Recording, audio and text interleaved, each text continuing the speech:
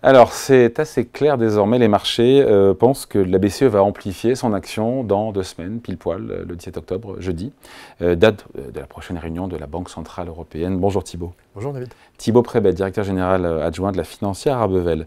L'inflation, on l'a commenté ici, en zone euro est tombée sous les 2%, on est à 1,8%, donc on va dire pour la BCE, ma foi, objectif atteint. Tout ça, ça donne des marges de manœuvre à la BCE pour baisser ses taux dans 2 semaines et même, pourquoi pas en décembre. Aujourd'hui, les investisseurs en sont convaincus. Oui, absolument. Il y a eu un changement, on a viré un peu kazakh sur oui. le marché. Est-ce qu'on aurait eu cette discussion il y a un mois? C'était pas ça. Même oui, pas il y a 15 jours, même il y a 15 jours. En fait, si vous voulez, la Banque centrale essaie de voir les risques dans les deux côtés. Est-ce qu'il y a un risque que l'inflation reprenne ou accélère, ou est-ce qu'il y a un risque au contraire qu'elle creuse et qu'on arrive même à parler de déflation? Cet équilibre, il a un peu switché aujourd'hui. Les gens disent que ça a quand même baissé vite. On sait qu'on a des prix de l'énergie avec des baisses prévues qui ont déjà été mises en avant par le gouvernement sur les prix de l'électricité. Donc on a quelques facteurs. Donc les gens commencent à se dire non mais là, il n'y a plus de raison de garder des taux aussi élevés. Donc on est quand même dans un débat qui a changé, avec pour certains même plus la possibilité, mais presque le besoin de baisser les taux. C'est ça le changement narratif. C'est pas forcément on peut se le permettre si on en a besoin.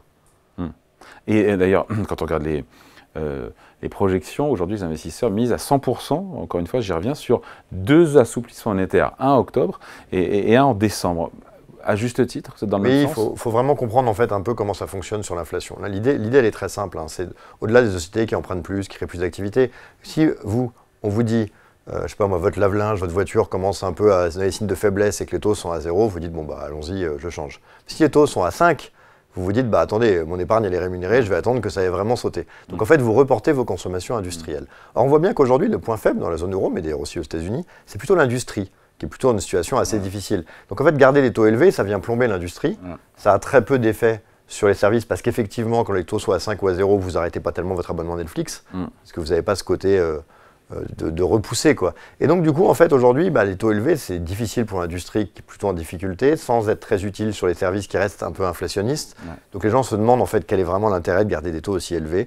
Donc au final, du coup, un accord sur le fait qu'on n'est pas dans la baisse d'urgence, il n'y a pas de catastrophe économique, mais en revanche, il n'y a pas non plus tellement de raison de faire du zèle. Voilà, donc des baisses de 25 points de base dans 15 jours et en décembre, on ne sera pas sur le même sentier que la Fed, qui a dû dégainer plus tard, mais qui a tapé un grand coup avec 50 points de base. Mais attention, parce que la Réserve fédérale a été plus forte, parce qu'elle a aussi eu des signaux assez positifs, mais il faut se rappeler quand même que les taux américains sont encore beaucoup plus hauts que les taux européens, que d'ailleurs le marché les voit s'arrêter plus tôt, puisque si on regarde le taux à 10 ans, aux États-Unis on est à 3,80, en Allemagne on est à 2,10, donc voilà, l'Allemagne est plus touchée d'un point de vue industriel, donc on voit des baisses de taux qui pourraient aller plus loin. On a aussi une inflation aux États-Unis qui est un peu plus résiliente parce qu'il y a plus de services pour pas mal d'autres raisons.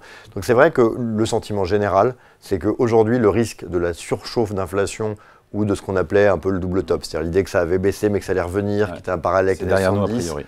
c'est des arguments qui sont plus trop utilisés.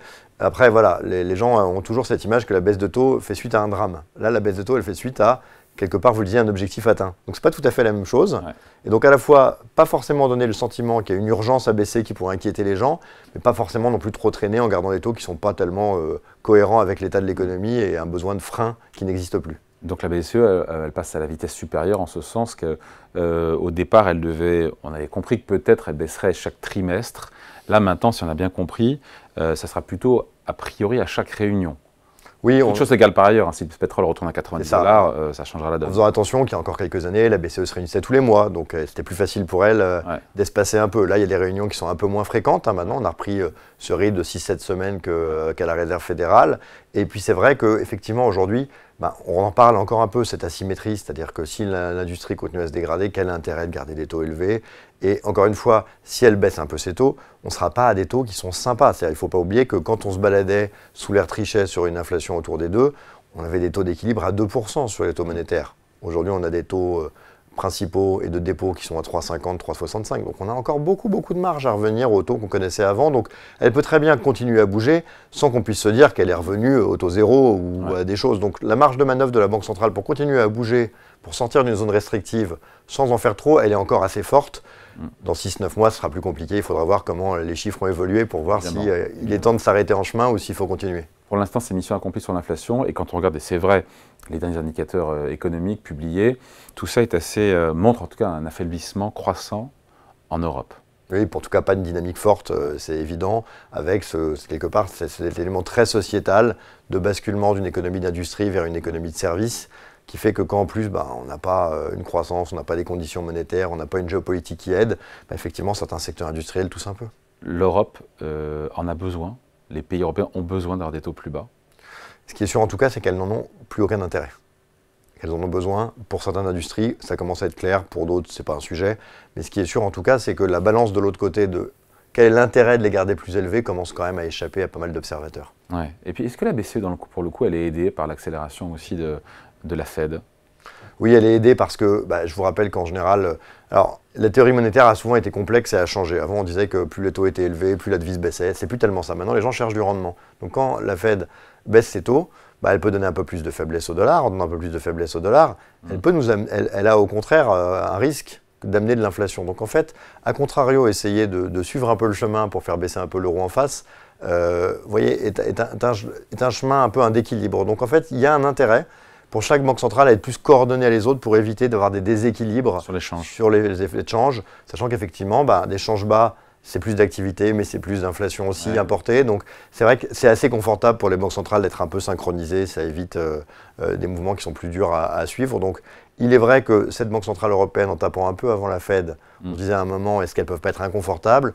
Maintenant que la Fed a accéléré, le sentiment des investisseurs avec l'autoroute, elle est plus tracée et qu'elle est finalement relativement lisible à court terme sur les parcours monétaires. Donc avec des 25 points de base de baisse qui pourraient d'ailleurs se poursuivre en 2025. Et puis si l'économie devait faiblir, elle pourrait en faire encore plus aussi, la BCE. Sur 2025, on est aussi assez balisé dans l'idée que plus ou moins à chaque réunion, la BCE continuera de baisser par petits pas de 25 points de base. Oui, après, vous savez qu'on a beaucoup de perturbations géopolitiques qui peuvent même créer de l'inflation. On le voit sur le pétrole qui réagit peu finalement au conflit au Moyen-Orient, mais ça peut accélérer. Donc je pense que le marché nous a appris à être un peu modeste et à pas se dire voilà tout ce qui va se passer sur les 15 prochaines réunions.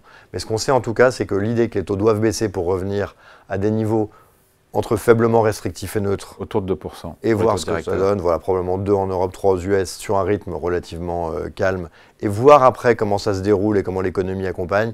Je pense que c'est un scénario raisonnable. Mais n'oublions pas qu'on a un monde où il y a beaucoup d'incertitudes, où les choses évoluent vite, où une guerre commerciale peut être source d'inflation, ou un embrasement géopolitique aussi. Donc, voilà, tâchons de ne pas être trop ambitieux sur des scénarios qui intègrent 10 réunions d'affilée. Je pense que déjà, y voir plus clair sur les 3-4 prochains mois, pour les investisseurs, c'est un confort qui les a d'ailleurs beaucoup poussé à se placer sur les stratégies obligataires. Donc voilà, cette idée qu'on approche quand même doucement d'une période où les taux vont refluer un peu sur les taux courts et que du coup, voilà, il va y avoir des sujets d'allocation d'actifs. Le chemin a été fait déjà quand même sur les taux longs. Pour moi, le gros de la baisse des taux, il est à venir sur les taux directeurs, il n'est pas sur les taux longs, US ou zone euro d'ailleurs. Hein. Absolument, mais surtout qu'en fait, quand vous regardez soit les taux monétaires où vous placez votre trésorerie, donc en fait c'est une question de flux, c'est vraiment ça ne rapporte plus rien, vous changez, c'est pas anticipé, ça va faire bouger les gens.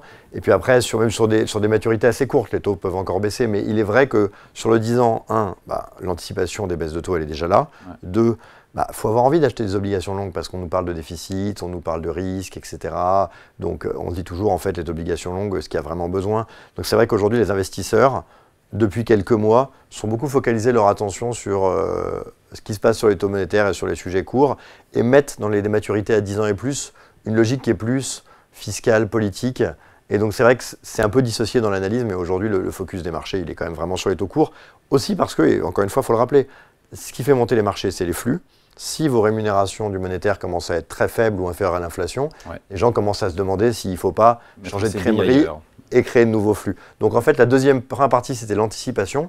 La deuxième partie, c'est les flux de réallocation. C'est ça maintenant la patte que le marché attend. Ouais. Donc les marchés, en tout cas, ont raison de parier sur cette accélération de la BCE. Pour le coup, les marchés sont souvent trompés depuis 18 mois sur les évolutions monétaires. Là, pour le coup, c'est plus ou moins bien pricé. Oui, je pense qu'il y a plus de visibilité. Allez, merci à vous. Merci. Thibaut Prébet, donc directeur général adjoint de la financière Arbevel. Merci. Merci à vous.